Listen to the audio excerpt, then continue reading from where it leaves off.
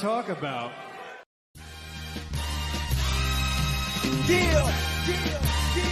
It's St. Louis. Welcome to the A-Train Show. And now here's your host, the A-Train, Arlington Lane. Yeah, true chatter. Yeah, I think it's time for more true chatter. Born every day, 100 new fake rappers. We got too many power. Welcome to this edition of the A-Train Show, the A-Train Arlington Lane. Welcome to this edition of Wow Wednesday, our special edition of Wow Wednesday. And yeah, I'm pushing it up a little earlier because I got some things I got to do after the show today. So, work kicked in. So I have to make sure I do what I do here. And I'm grateful that everybody's going to be tuned in to this edition here on FuelSportsNetwork.com. You can always check us out there. You can always check us out on our YouTube channel. And you can check us out on our Facebook page right now. We are live. Hope that you enjoyed the Derek King show that was just a little while ago. And we got some more great things going up at Fuel Sports Network. You check out our wonderful articles, especially with the good doctor. He's kicking it up with the articles. I have mine with the A-Train ride. We got another one coming soon. Derek is going to have some come up as well. And everybody that's contributing to the Fuel Sports family, thank you so much. And I very, very much appreciate it. Well, like I said early on in the show, it is that time again.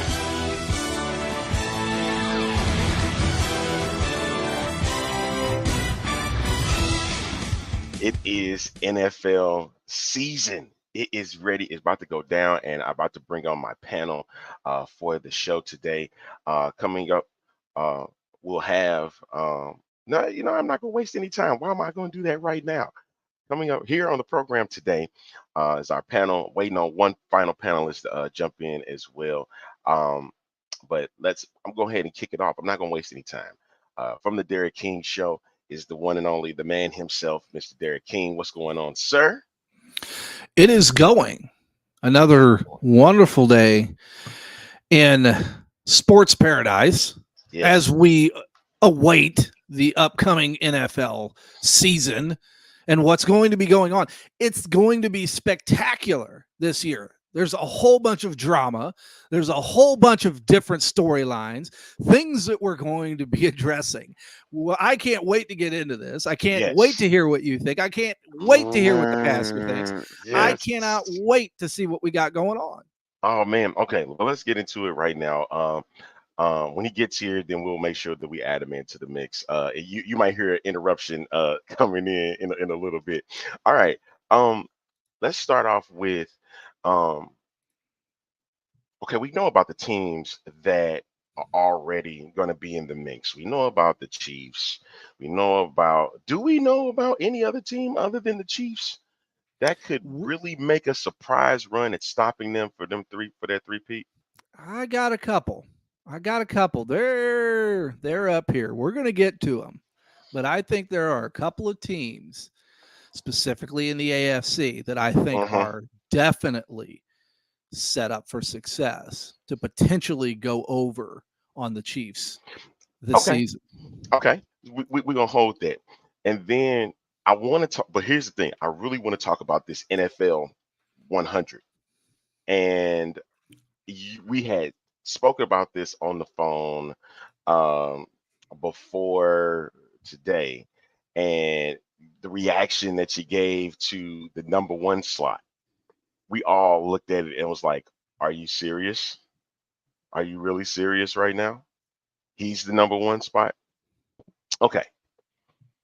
So one thing that I can say for sure is that I'm surprised it wasn't a quarterback. I'm surprised it wasn't a quarterback. And indeed. But for him to get the top spot, it's a bit of a stretch.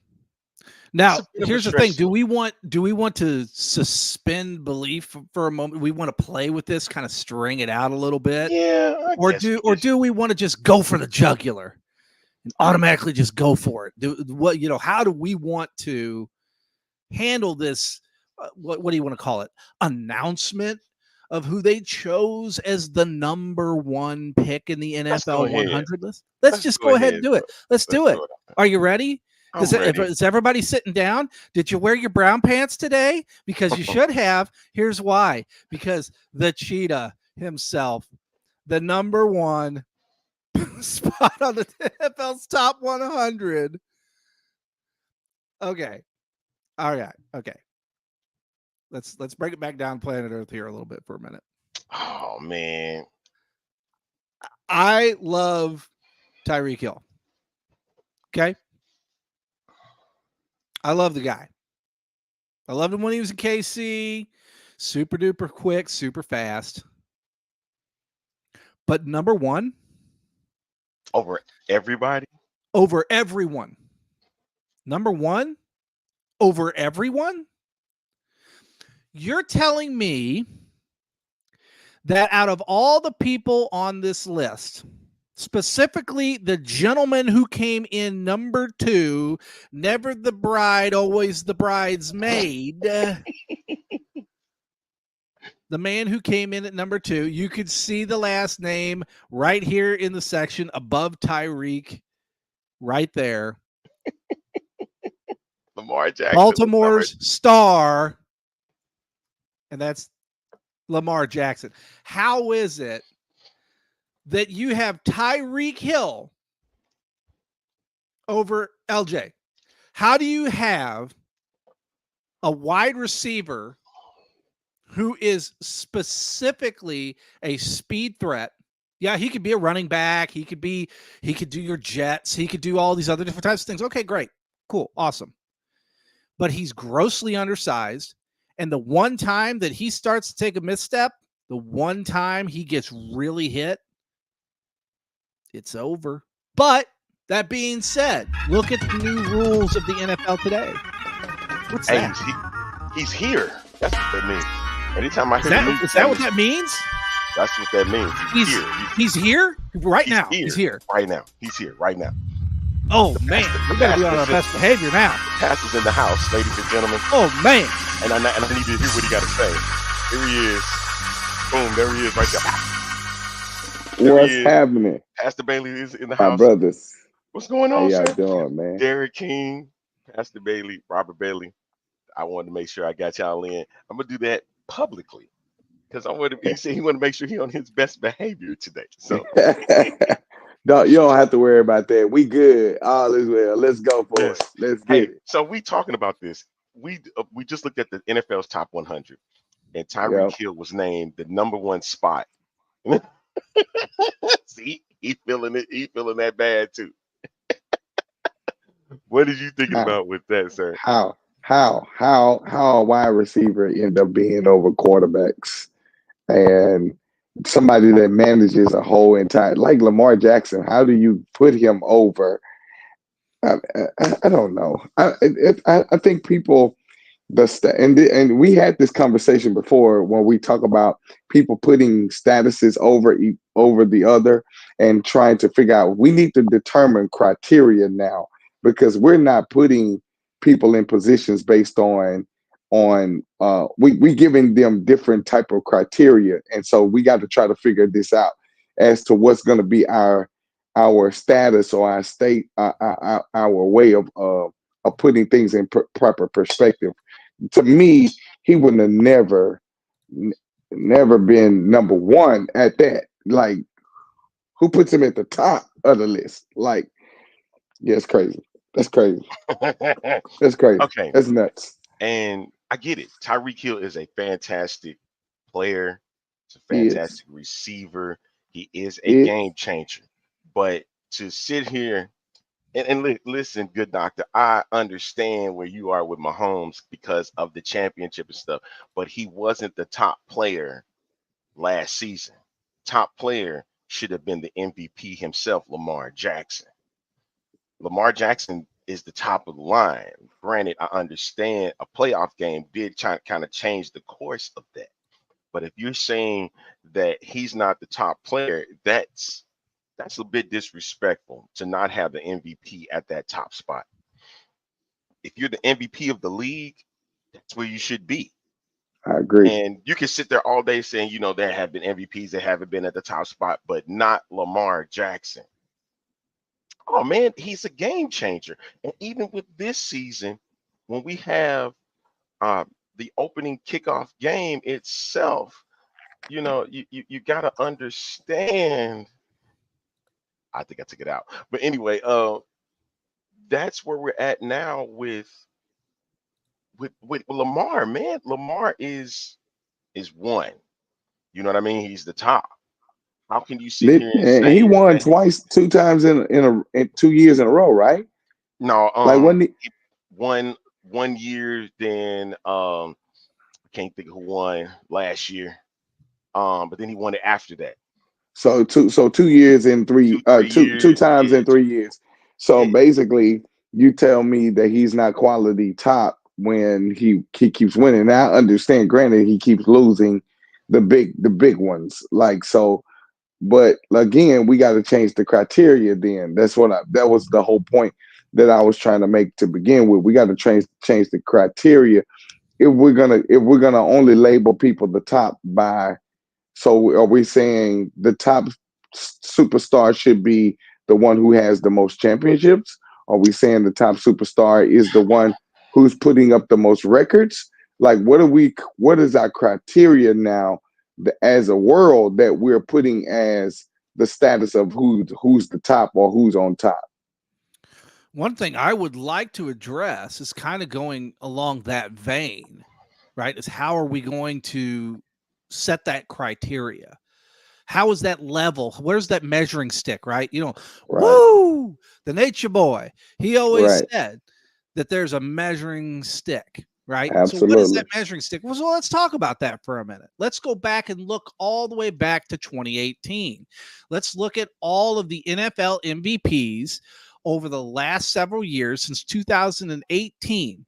Starts off with Patrick Mahomes in 2018. So that's number one for Mahomes. Then there was one for Lamar. There's one for Lamar. Then there's Aaron Rodgers. 2 years in a row. So he has 2. Then it's Mahomes again and Lamar again. So since 2018, you've had 3 quarterbacks win the NFL MVP award. It's been 3.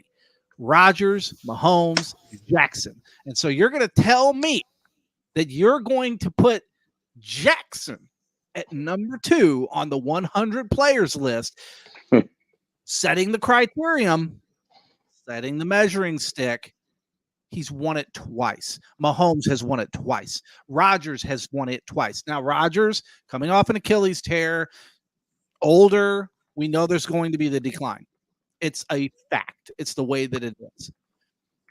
But when you have a guy that's 27 years old, he hasn't fully even hit his prime yet.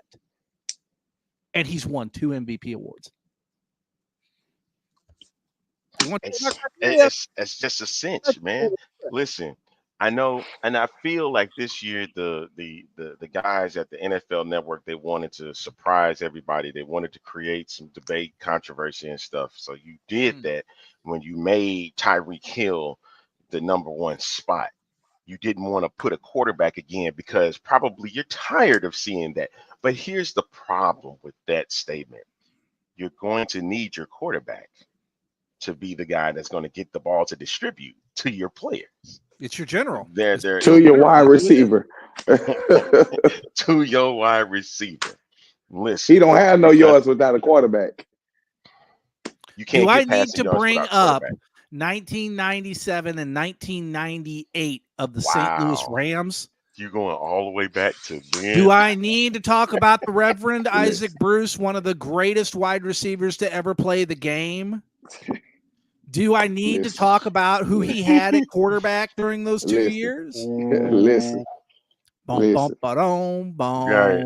exactly. But he still was able to get the yards. But the thing was, he had to have a quarterback to do it. Well, he had the venerable, wonderful, talented Chris Miller in 1995. The as close as you could get to Tom Brady is in Chris Miller. No, I'm joking. without the concussions and stuff, right? Yeah, and I remember the Steve Walshes. The Bonos. I remember the Steve Bonos. Yep. I remember the Tony Banks. I remember a lot of really bad quarterbacks in St. Louis Mark Rippon for a lot of years. Mark, and here's the thing about Mark. Mark was a Trent Dilfer-esque. That's what Mark was. Mark was a game manager. He just didn't make a lot of mistakes, but he didn't wow you with anything. He didn't have a cannon arm. He wasn't a terribly super accurate quarterback, but he controlled the ball. He controlled the clock. When he was in Washington, he had Riggins at running back. I think he had Riggins at running back at the time, whenever it was the late 80s, early 90s, whenever he was over there. They had wide receivers. They had options. They had a stellar defense at the time. Let's not forget about the Buffalo Bills of the late 80s, went to 4 Super Bowls in a row, didn't win one of them, in the late 80s, early 90s. So if you're talking about setting precedent and having players that are at the top of their game today, and you want to discredit them because of why? Because they're not flashy enough? Is it because they're not exciting enough? I mean, what is it? What else are you expecting this player to do? I mean, create a miracle out of thin air? Okay. I'm gonna go with what Jeremy just said here. Mahomes 28, 2 MVPs, 3 Super Bowls, 6 straight AFC title games. This is what they're doing with LeBron James. I'm not going to even go through the whole statement. LeBron James would be that top guy all the time. They want somebody else. But here's my thing. Lamar Jackson fulfills that criteria to be the top player of the year. Tyreek could have been a 2 or 3 in this season, for this top 100, not number 1. But they saw it where he was dynamic. He was the guy from Miami. Like, you take him out of Miami, what do they really have outside of Jalen Waddle? You take Tyreek Hill out of the equation, right? So I'm going to play devil's advocate a little bit about him being top 100, right? Tyreek Hill's impact, his success on the field. When you get the ball, you know what you're going to get out of him, right? So, with that being said, if you take him out of that equation, Miami doesn't get to the playoffs at all. They'd be barely getting by a thread, getting a wild card spot, barely. If they get that. But that's my thing. I still don't think he should have been 1. 2, yes, not number 1. But I had to play both sides of the fence with them. That's just me. Yeah, I don't know. I think our criteria is we've moved the measuring stick. We keep on moving it because we don't have one. We don't know what that criteria would look like, and I think that's probably our issue. We're going to always have these debates. It's going to constantly be in football, in basketball, in wrestling. We're going to have these debates. Baseball, we're going to have these debates over and over again because once we reach a certain measuring status, a certain place, then the measuring stick changes, and we don't have a criteria of what that changed. Like, so who itemizes what we would take the next level to? Like, so I was listening to them, and I'll bring this up real quick. I was listening to an argument about LeBron, and they were saying, well, he is the measuring stick now. Well, Jordan was the measuring stick before. Kobe took that measuring stick and increased it. And so now you have LeBron here. And a lot of times we don't know what the criteria was to get us to those particular places. And so even with the MVP, NFL MVP status and trying to measure who is the greatest, we don't know where it changed, and we never gave it a criteria. Like, we never get itemized what those things are. So I think because of that, putting him at number 1 would be controversial to a quarterback that's been nominated and won MVP. To me, if I was Lamar Jackson, I'd be offended. If I was Patrick Mahomes, I would be offended. Why? Because here I am taking teams and I'm giving my best effort, and I'm winning these awards by my peers. I didn't choose me to be MVP. My peers did that, and announcers and those who are qualified to give their status, they did that. And because of that reason, you put a wide receiver who can only be a great wide receiver with a great quarterback. You need somebody, even if he ain't a good quarterback, giving you the ball and you knowing what to do with the ball is totally different from me being able to manage the entire. So you can't if you take a point guard off the team, you're pretty much going to damage the rest of the team because you need a point guard to manage the rest. So everything needs a position. And I think if I was Patrick, if I was Lamar, I would be a little offended myself based on the fact that here I am being nominated and named the MVP, and then you put a wide receiver with great numbers, not taking nothing away from Tyreek Hill, but here I am with the status of what I bring to the table. Who sets the bar? Like, where is the bar, and where is the criteria of the bar? All right, let's move forward. All right, we can talk about it now, Derek. I think we can talk about it now. We talked about the players. Lord. Yeah, we teased it a little early on, but go ahead, lead us in. Can anybody stop the Chiefs from three-peating? Is there a team right now that can stop the Chiefs from three-peating? Pastor says no.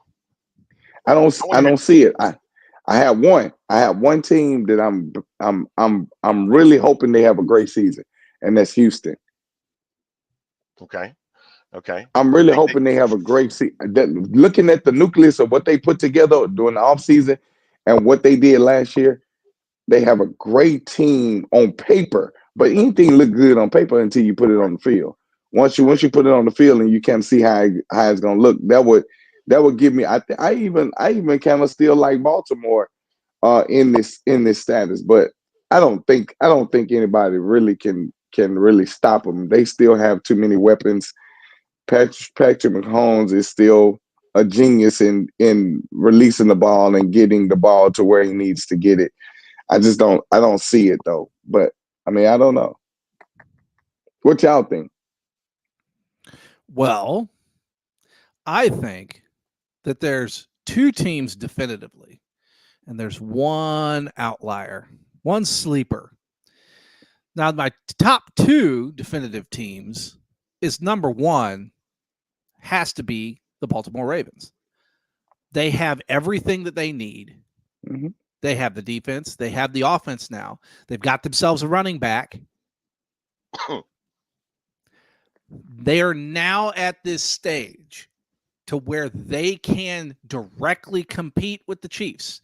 As long as they stay healthy and they stay within themselves and don't try to do more than what they're capable of doing, I think they have every definitive chance to knock the Chiefs off this year and potentially even early off in this year if they play their cards right. Now, okay. Number two would be the Cincinnati Bengals. Again, got to stay healthy. Burrow has to stay healthy. He cannot continue to keep making mental errors. He cannot continue to keep making mistakes. He's got to get his checkdowns correctly. He's got to go through his routes. If he doesn't have Chase, if he doesn't have somebody else open, then he needs to go to his checkdowns, whether that's his tight end, that's his running back, whatever he needs to do. He needs to get rid of that ball as quickly as he can. That's where Mahomes is a magician. Mahomes can go through his reads really quickly and go, ain't nothing there, shovel pass. You know, whatever he needs to do to get rid of that ball. If Burrow can manage it, then I think that those two teams in the AFC can do, they have the best opportunity to do so. But here's my sleeper. And a lot of people are going to call me crazy for this. You probably, I'm going to tell you. Is it in the same division? Let me say, if it's in the same division. Same division as the Chiefs? Yeah. Okay. Nope. All right. It's not. Crazy. Okay. You're going to call me crazy on this, maybe, but okay. I see it. I'm going to put my like the what was it called? Johnny Carson's character, Karnak. Karnak. Karnak on. You need the paper too. I need the paper, and I need the you need the hat. and I need to stand there, and I need to put it to my head because the team that I think is probably one of the scariest sleepers right now. People are going to call me crazy, but it's the new starting quarterback that they have, and I think it's probably the Pittsburgh Steelers. Wait a minute. Dangerous is you back. You are nuts. He's back. Yeah, you nuts. It's the Pittsburgh Steelers. I think they're the type of team to where they will fall backwards into the playoffs. And I think that they're the dangerous type of team to where they will actually have a legitimate shot at knocking off the Chiefs because the Chiefs won't take them seriously. But here's the problem with that. Let's say that all the teams in the AFC North remain healthy. You got to deal with the Bengals, the Ravens, and even though the Browns, they did make the playoffs and they still trying to figure out who's their starting quarterback. They still made the playoffs last year. Mm-hmm. They are still a playoff team. Pittsburgh is the odd man out. And granted, that's putting Mike Tomlin's 500 or record better career, his record on the line because he's still the only coach in NFL history to never have a season lower than 500 in his head coaching career, which is phenomenal. But I think that's going to be put to the test this season. That's because that AFC North is loaded. It's loaded. Yeah. Yeah. And I know we hear it. Let me explain why. Okay. So let's look at what has been the most dangerous team, the two most dangerous teams in the AFC North for the last 2 decades. And that's been the New England Patriots and the Buffalo Bills. In the East, yeah. In the East, yes. Oh, in yeah. the East. Yeah. Okay. The Ravens have been in and out. But you're talking about two of the most dangerous teams over the last 2 decades. Have been those teams. The Buffalo Bills are no longer the team they were 3 years ago. That is true. They've been gutted. Right. They've been gutted. All they have left now is Allen and a couple of defensive players. That's it. They don't really have any other options. You have the Jets that now have Aaron Rodgers and Wilson and Sauce and and all these other players that they've got. They've got themselves a real good core of players that could potentially go to an above 500 record, come into maybe 3rd, 4th, 5th seed in the playoff race. That could come in there. I don't see them being able to have that 11, 12, 13 win type season because they have an older quarterback and they have an inexperienced core group of younger players. Right. If they had more veterans and they had a younger quarterback that still had experience that could be able to do the things like Mahomes does and like Jackson does, and even to a certain extent, Burrow, if you could manage that, then okay, that makes sense. But I see the Steelers with a veteran quarterback in Russell Wilson, who's been to the promised land, who has done these things. Yes, his arrogancy got knocked down a big peg here the last couple of years. Getting booted from Seattle, getting booted out of Denver. He's come back and he's checked back into the reality hotel and it's kicked him square in the ass. And now he said, okay, now I got to play ball. Now I got to show up in shape. Now I got to be that guy because now I got this young buck in Justin Fields nipping at my heels and I got to fight him off. Yeah. Okay. I'm going to say this. I do see because Jeremy said there's no better teams and the Texans aren't better. And I'm sitting there looking like, are you crazy? What? You sit here and tell me that? What? You gonna sit here and tell me the Texans with DeMeco Ryans as head coach? He went and got Diggs, and he went and got Larry Tunsil was resigned, and then he went in. Listen, the good doctor. To his credit, his big Chiefs bias. Big Chiefs bias. He is a Chiefs guy, die hard, bleed the Chiefs through and through. I admire him for that. Yes, He backs the his fandom team out. 1,000%. But I'm gonna tell you right now, the Texans are more than what people think that they are. That's what I'm and saying. I remember last season when everybody was saying, "Oh, look at them." I kept saying, the jury's still out. The jury's still out. It is. Yep. You know, Ryan's young coach. Okay. Yep. Solid young coach. You got CJ Stroud, young quarterback, tons of talent, got lots of poise. Looks like he could be the real deal, but let's just wait and see. Right. I am a believer now. Oh yeah. Oh yeah. Hands down. Houston Texans have superseded what the Chargers should have been with Justin Herbert, but with the inept leadership of the now Los Angeles Chargers, the team without a home. Yeah. To where they should have been at the upper echelon. They had all of that. They were ready to go, and now they've sold off all their pieces, a la a Buffalo Bills scenario, to where, you've got your quarterback, you got your guy, but you don't have anybody else.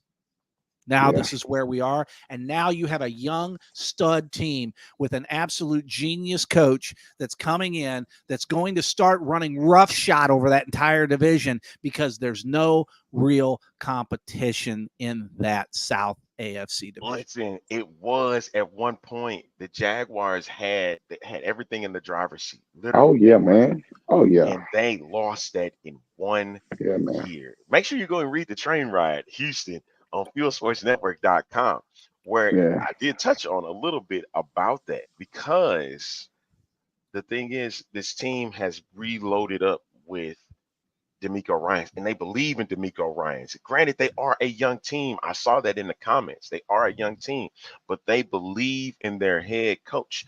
They do not want to mess anything up. They believe in his system, especially on the defensive end. You got Jalen Petrie, Derek Stingley, right? These are Will Anderson. These are young guys, but they don't play like they are young guys. They're playing like they're veterans because they want to do well for their head coach, DeMeco Ryans. And bringing in DeMeco Ryans to this organization is the turnaround that they need. It brings away the stink that it had when they had Deshaun Watson. It brings away the stink that when they dropped J.J. Watt. It brings away the stink when they traded DeAndre Hopkins. It brought away the stink when Bill O'Brien decimated that whole team. Yeah. And they went out there and pulled some. They went and pulled some major. I mean, you get a couple of players. You come in. I mean, they made some good moves this off season, and to have them come in and watching how they played just basically during the preseason, it shows that they got great potential, even in their bench players. Like, they have great potential. So I can see them dominating pretty much the South, but with their schedule, they're gonna be tested really well with some great teams. Yep. They're gonna be tested really well to see if that, like you said, Derek, if that was a fluke, if maybe last year just seemed to be a breeze by because of the simple fact that it was fresh. Everybody was coming in ready to go. It gave them a new energy and a new motivation, because once they got on the field, they knew how to play with DeMeco and knew how to play with CJ. So I think all of that started to work out well. They grabbed a bunch of momentum and good steam going into the playoffs, and having that touch of the playoffs gives people a hunger. Other than Dallas, it gives people a hunger for trying to get there again. Like, what's my hunger? I want to get there and then supersede what I did before. So I really see them doing some great things, but they're going to be tested very, very well with this schedule that they got.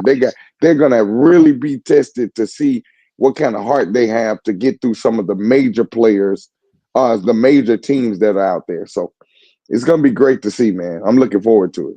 All right. I've seen it in the comment, NFC North is loaded. Yes, they are.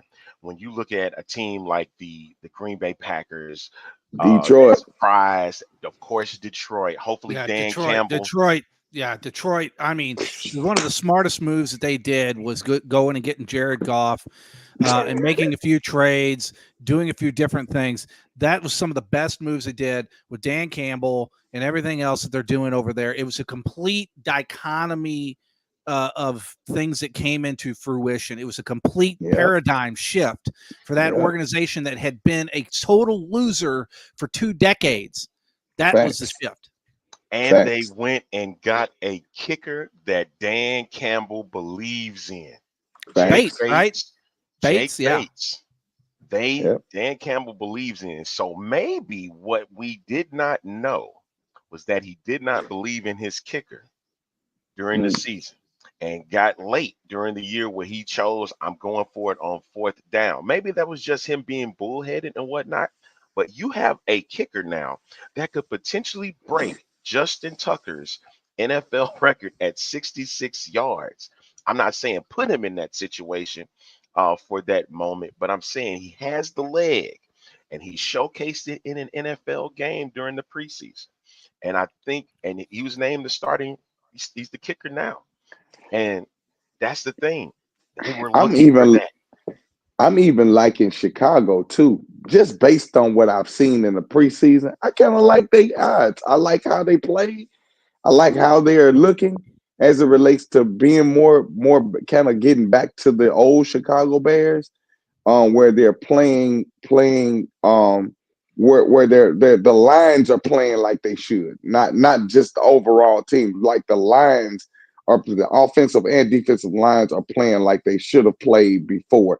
And so I'm kind of, maybe is it because their quarterback, Caleb has come in and they want to protect him, or they kind of want to get to that next level. They're kind of having that aha moment, like we got somebody to really invest ourselves into. I don't know what it could have been, but Chicago looked really good during the preseason. Chicago just in there, look during the preseason. They look really real good. I mean, they trounced the Bills, they trounced the Bengals. They had a close, really tight contest against the Chiefs. They lost to the Packers in the first game, and they were close with the Texans. So again, how much stock can we put in that due to it being the preseason, right? Yep. But or at the back end of last year. When we look at it, you just look at the NFL preseason of this year versus the team that you saw last year. It's a lot different situation with the Bears this year. Now, what are we going to get? We've got games that are coming up on their schedule this season. Just to go down the list in order of their games this season, they're going to be playing against the Titans, the Texans, the Colts, the Rams, the Panthers, the Jaguars, the Commanders, the Cardinals, the Patriots, the Packers, the Vikings, the Lions, the Niners, the Vikings, the Lions, the Seahawks, and the Packers. That is a hell of a schedule. That is going to be a tough road to hoe, if you know what I mean. No, that we is definitely going to know. be a very, very difficult task for the Chicago Bears to have a anywhere near a upwards trajectory winning schedule. If they can get by with a 60% winning percentage, 68, 72, you're probably talking playoffs. But they got to go up against the Packers. They got to go up against the Lions. Are they going to be able to upset those guys when you got to play them 2 times a year? I don't know, because they're really good teams. Yeah. I think the Bears are looking similarly like the Houston Texans were last year. They had no expectation. Nobody had any expectation for the Houston Texans last year. Houston exceeded all of that in that season. All of that. Because I had them same way like Jeremy is saying about the Bears this year, 7 or 8 wins, and we were cool with that. And that was like saying that's progress. Not only did the Texans win the division, they got the 10 wins. They should have got 13, if we're being honest. They should have went 13-4 last year. But those 3 bad losses, the Falcons, the Panthers, and the Jets. When they lost to those three teams, that was kind of demoralizing for that squad. But they did bounce back, and they messed around and won the division. Then get the home playoff win against Cleveland. That spoke volumes. You know what I mean? With that squad. And so, yeah, of course, it's going to be a test for them. The Bears, it could be the same. Now, this question down here, how bad of a collapse will the Giants have this season? It's looking pretty bad. It's looking pretty bad for that NFC East. Yeah, they might be on the end with of the that. fact that you paid DJ all that money. And DJ, I'm not sitting there saying he's a bad quarterback because it's far from that. But the Giants are so bad in so many different areas. And in that division, in the NFC East, where you're going against the Eagles, you're going against them boys, you're going against the Commanders that have, really kind of started to turn things around a little bit. Yeah. You've got, and you got the Panthers over there. Well, the Panthers in the South, are they in the East? They're in the South, aren't they? Yeah. So they're in the South. Yeah, in the South. You just look at that division and you've got three pretty credible teams in that division that could really give you a run for your money. I don't see the Giants being in a good situation whatsoever over there in the NFC East. Now, obviously, we all know that the Cowboys will have a winning record and the Cowboys will get bounced in the first round of the playoffs. That's just what them boys do. Them boys do. And so the reality is that we might as well go ahead and check that person off for a win in the first round of the playoffs going up against the Cowboys. Yeah, that's right. I hate the Cowboys. And you want to know why I hate the Cowboys? Because I remember growing up as a younger man watching the NFL Big Red Cardinals in St. Louis and getting their asses proverbially beat every single year by the Cowboys, Tony Dorsett and Roger Staubach, and just getting absolutely trounced. I remember Danny White. You remember Danny White? I remember Danny White. I remember the Cowboys defense of those eras, and I remember hating the Cowboys. I remember hating the Redskins before they were the Commanders whenever because we were all playing in the NFC East at the time. Yep, St. Louis was in the NFC East with the Cowboys, with the Redskins, with the Giants, with all these other teams. And let me tell you something. I hated Bill Parcells. I hated the Giants. I hated all these other teams because they beat on my team all the time. And so now that I'm older, I've learned to kind of respect some of those teams and what they managed to put together and what they managed to do in those divisions. I mean, it was a big deal. And you know what? The good doctor says it right here. It has some of the most obnoxious fans. And that is a fact. Look at baseball. Okay. We'll use baseball for an example. You remember when Scott Rowland came over from the Phillies? You remember that? And they were throwing batteries at him at third base. And there's all sorts of, obnoxious stuff they were doing to him. I remember the J.D. Drew incident. Do you remember J.D. Drew? Former St. Louis Cardinal baseball player, played for the Dodgers, played for the Braves, played for the Red Sox over his career. Had a relatively short career, but had a relatively successful career. But where he was drafted at, where he should have been, Philadelphia fans were chucking batteries at him in the outfield. I remember that game specifically because they had to stop it and they had to announce to the fans, you throw anything else on the field, this game is going to be forfeit and you're out of here. But it just goes to show that certain mentalities of certain particular fan groups in certain particular areas can and will be quite obnoxious. That's a lot of the reasons why a lot of people love these kind of central, Midwestern type of fan bases, because we're so laid back and easygoing. Yeah, we do have some obnoxious people that get in there. Trust us, folks, when we tell you we've seen the obnoxiousness, we've been to Battlehawks games this last year. We've seen obnoxious, okay? We've seen it. We've seen the stuff that has gone on at those particular games. But you also got to remember there's a lot of pent-up frustration and anger from that fan base, the Rams and everything. I get it. Listen, the other fan base, I love Houston. The Astro fans, they are horrible. They're horrible now. They're horrible. But the reason behind it, and I can't believe I'm defending it, It's because when you start winning, you're going to want to make that expectation and you get obnoxious about it all the time. Then you got these rival games all the time, like the Eagles. When they go against the Cowboys and the Giants, it is insanity. And the Giants don't have much this time around, you know? And so being off of a Super Bowl win in Philly that they finally got, you know, that's where you are. I get and it. The Cowboys look who's are just in Philly where they now. are. Look who's in Philly now at H-back. Yeah.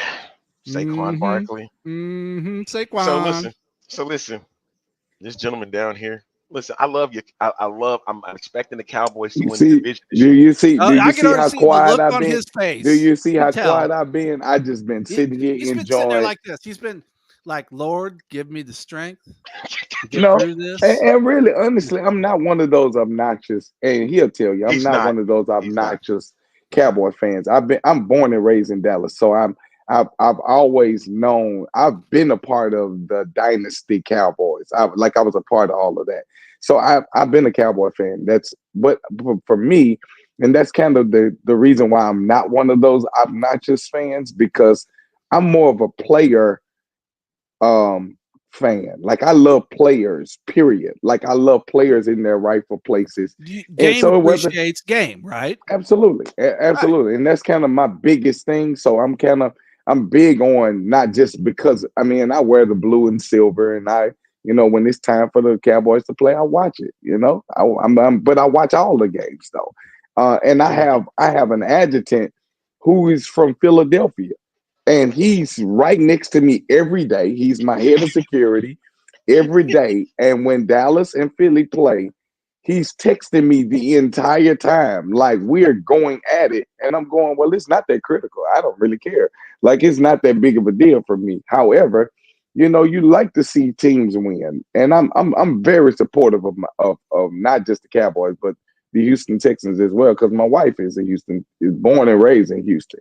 So I have to be kind of a team player with everybody, and then with my position, I'm who I am. So, it is what it is. I can accept it because I accept I accept the because I'm hard on Dak.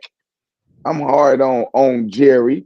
Like, I'm hard on it because I think that they make dumb decisions. I think they make dumb decisions when it comes to making sure that the team is the most important thing. You talk about it being the team game, or we're doing this for the sake of the Cowboy, the star. Like, but there are decisions that could have been made in the offseason. Dallas made none. You still are in contract issues with your stars.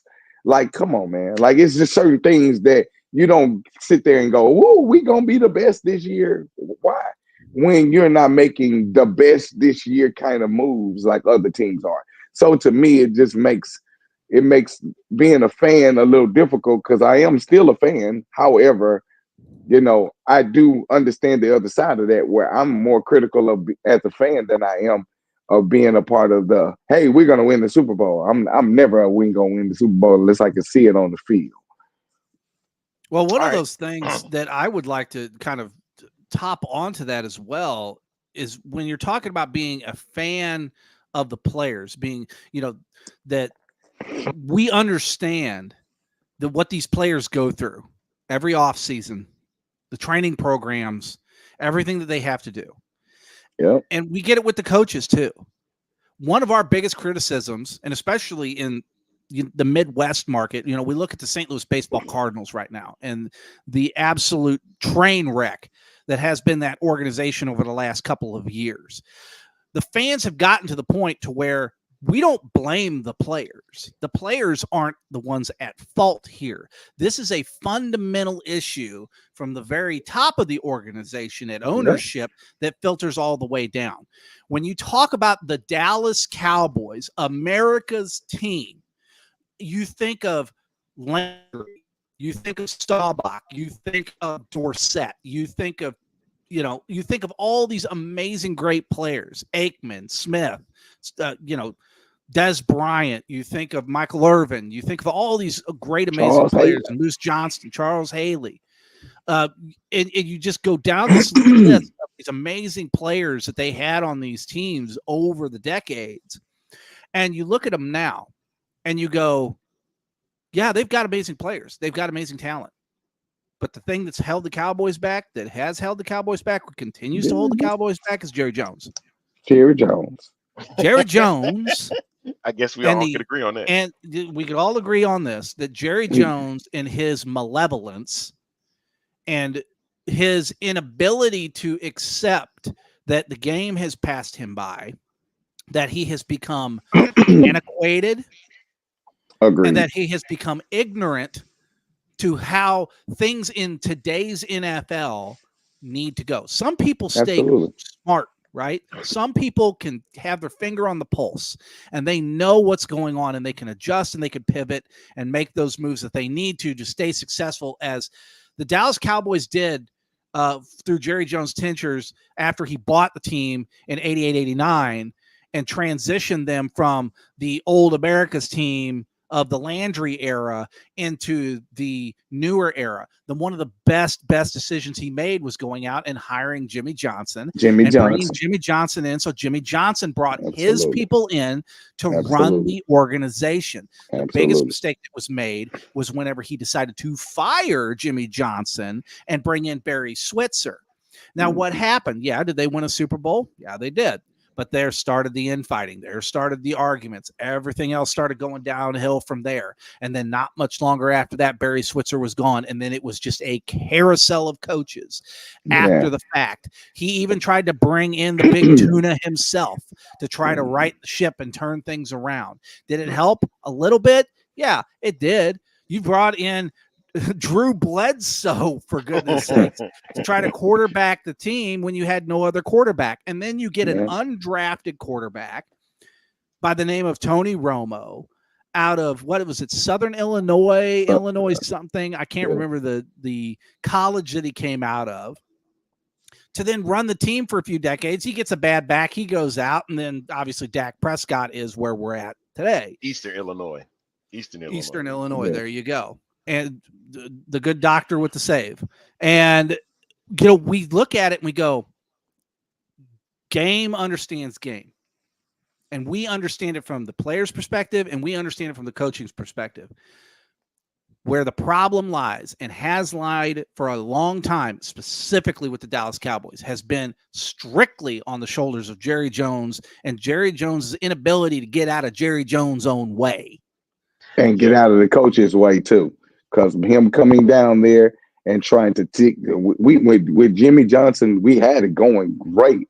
But the fact that he was trying to override Jimmy Johnson's authority is why they started butting heads. And you hear him talk about it a lot now after the forgiveness and the restoration and reconciliation of that relationship. You hear them talk about it now, but the reality was he kept coming down trying to manage the team with a coach that's already doing the job. He's doing the job on the field. They're winning. Don't go in there and change up the strategy. But because Jerry is so arrogant and he's so I gotta have my hands in it, is what the real issue has been. And it's gonna always be that way until he decides, hey, I'm gonna either retire and give the reins to someone who can actually do this without having to be in the coach's face or always dictating every moment and every move, or he's going to have to pass away, God forbid, and then somebody then takes over the company and then runs it like it's supposed to be. His son's worse than he is. Yeah, no, his son can't have it. He's going to absolutely run that organization into the dirt. I will immediately leave. Jones has I'm leaving Dallas. Cowboys 6 feet under. His worthless son is going to put it 12 feet under that. So the reality is, and I want to shoot it over to the A Train on this one, because here's what I want to put across. There's one other individual that was Jerry Jones-esque that did a lot of the same things that what Jerry's doing today. You know who it is. And I know, because the A Train, and this person's name starts with an A too, that was an owner of a historically successful franchise that had success, that built them. and the phrasing of that person, because everybody had a phrasing, everybody had a thing, and that was just win, baby. Just win. Big Daddy Al. Hey, tell me about it. Al Davis. Listen, the Raiders, hey, they're in Vegas. That's all I can say about that. I can't say anything bad about them. I'm not going to say anything bad about them. They're not going to do much. Why not? You know, why not say what needs to be said? What's going on right now? Let's say it. In Vegas. There's no good in Vegas. Let's go ahead and say what needs to be said. The reality is that Mark Davis's bowl cut has a better personality than he does. The fact is that Mark Davis has no business being an owner in the NFL. The fact is that Mark Davis is just holding a spot. The fact is that somebody else needs to take over that organization before he absolutely decimates it, just like Jerry's boy is going to end up doing to the Dallas Cowboys. They're going to destroy these organizations until somebody else with some business acumen and knows what the hell they're doing comes in and actually takes over these organizations before they absolutely, utterly gut them and destroy them. Is that going to be Tom Brady? Is that going to be Tom Brady? Listen, maybe Big Tom could come in and do, because we all know he's had the put on him by Fox. Okay. Yeah. We all know. Yeah. Okay. We've all seen it, right? Hear no evil, see no evil, speak no evil. Speak no evil. Well, the brother can't speak because he's been gagged now. I'm looking forward to this first. I am looking forward to this first game against with the Cowboys and the Browns. That's the game of the week. So I'm looking forward to seeing how he handles it. He did do a decent job when he did the UFL championship, so I got a chance to hear him a little bit. But I'm looking forward to seeing him, doing game action regular season. So he's got to spice it up a little bit. He's got to get a little excitement in his voice. He's got to get a little bass in there. All right, let's real quick. We got about a couple minutes. NFL sleepers. We mentioned the Bears that was thrown out there.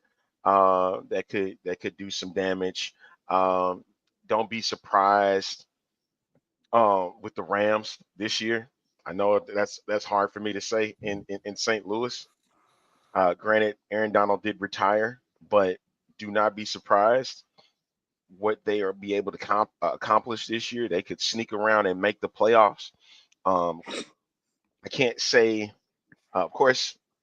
Do we really want to call the Texans a sleeper? No, because I think they're a top 10 team now. Yeah, they superseded sleeper. Yeah, so it would have to be like one of the dark horse teams in the AFC South. Don't be surprised about the Jaguars either. I know a lot of people we already kind of threw them to the backside, but they still got something to prove. And I know I give Tony Khan a lot of crap, but don't be surprised with the Jacksonville Jaguars this year. Yeah, I think Chicago will be my sleeper for the year. I think Chicago, you're not really expecting them to, because of the schedule, you don't really expect them to really be outstanding. But then at the same time, you do expect them to come out there and play. And from the way they looked in the preseason, I think that would be my sleeper team, man, will be Chicago. What you got, Derek? Well, I talked about the Pittsburgh Steelers earlier, right? And I think the Pittsburgh Steelers are in that conversation for me for a sleeper. The truth is that all the other teams, the Chiefs and the Bengals and all the other ones, we all expect them to be at a certain level.